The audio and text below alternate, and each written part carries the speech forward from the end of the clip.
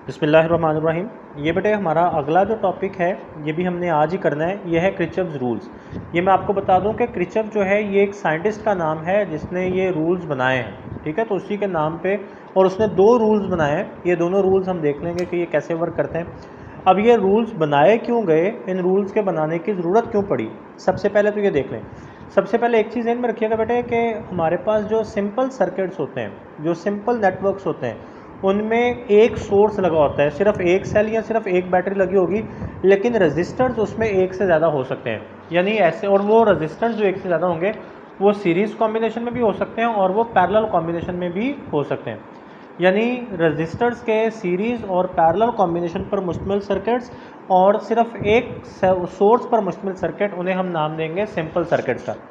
अब ये जो सिंपल सर्किट्स हैं जी, या जो सिंपल नेटवर्क्स हैं, इन्हें हम लोग ओम्स लॉ को इस्तेमाल करते हुए एनालाइज कर सकते हैं, या फिर उनको एनालाइज करने के लिए हम जो रजिस्टर्स के सीरीज़ और पैरेलल कॉम्बिनेशन के फार्मूलाज हैं वो इस्तेमाल कर सकते हैं। लेकिन हमारे पास कुछ ऐसे सर्किट्स भी आएंगे जो एक से ज़्यादा सोर्सेज पर मुश्तमिल होंगे, तो फिर उन सर्किट्स को एनालाइज करने के लिए ओम्स लॉ काफ़ी नहीं होगा। फिर उन सर्किट्स को एनालाइज करने के लिए क्रिचप्स रूल्स जो हैं वो इस्तेमाल किए जाते हैं। अब ये क्रिचप्स फर्स्ट रूल जो है, इसके तीन नाम हैं: क्रिचप्स फर्स्ट रूल, क्रिचप्स पॉइंट रूल और क्रिचप्स करंट रूल। इसे क्रिचप्स करंट लॉ भी कहा जाता है और इसको हम रीड करते हैं एज केसीएल। अब ये Kirchhoff's first rule, Kirchhoff's current rule या क्रिचप्स पॉइंट रूल, ये हमें क्या कहता है, ये पहले इसकी स्टेटमेंट लिखिए।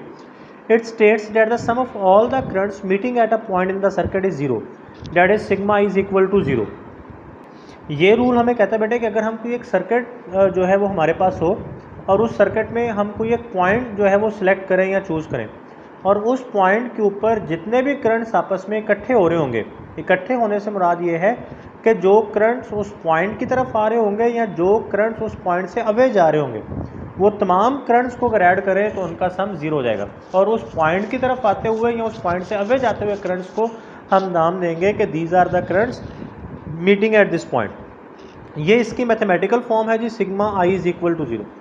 अब ये यहाँ से इसकी एक्सप्लेनेशन स्टार्ट हो जाती है। वो कहते हैं कि जी ये कन्वेंशन है कि वो तमाम करंट्स जो उस पॉइंट की तरफ आ रहे होते हैं, they are taken as positive.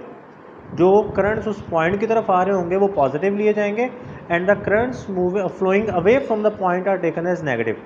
और जो करंट्स उस पॉइंट से अवे जा रहे होंगे वो नेगेटिव कंसिडर किए जाएंगे।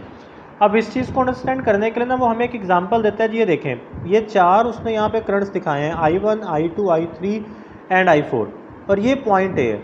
ये चारों करंट्स इस पॉइंट ए पे इकट्ठे हो रहे हैं, तो इन चारों का सम यहाँ पे जीरो होना चाहिए। अब गौर करें तो जी ये I1 और I2, ये यहाँ से आपको नज़र आएगा जी, I1 और I2 ये दोनों करंट्स इस पॉइंट ए की तरफ आ रहे हैं, तो ये दोनों पॉजिटिव होंगे। और ये I3 और I4 इस पॉइंट से अवे जा रहे हैं, तो ये दोनों नेगेटिव होंगे। तो इसका मतलब जब हम फिर यहाँ पे इक्वेशन बनाएंगे तो इक्वेशन हमारे पास इस तरह से बनेगी: I1 plus I2 plus into minus I3 plus into minus I4 is equal to zero.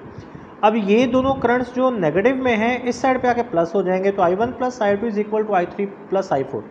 अब गौर करें तो हमने ये कहा था कि ये दोनों करंट्स इस पॉइंट की तरफ आ रहे हैं और ये दोनों करंट्स इस पॉइंट से वे जा रहे हैं, तो इसका मतलब किसी पॉइंट की तरफ आने वाले करंट्स का सम उस पॉइंट से अवे जाने वाले करंट्स के सम के इक्वल होगा। तो यही उसने हमें इसकी स्टेटमेंट बना के बता दी: the sum of all the currents flowing towards the point is equal to sum of all the currents flowing away from the point. कि जो करंट्स एक पॉइंट की तरफ आ रहे होते हैं उन तमाम करंट्स को ऐड कर लें तो उनका सम उस पॉइंट से अवे जाने वाले तमाम करंट्स के सम के इक्वल होगा। अच्छा, जब उसने नीचे में बता दिया कि which is also known as Kirchhoff's point rule. ये पॉइंट रूल बेटे इसलिए कहलाता है क्योंकि इसको अप्लाई करने के लिए हमें एक पॉइंट को कंसिडर करना होता है।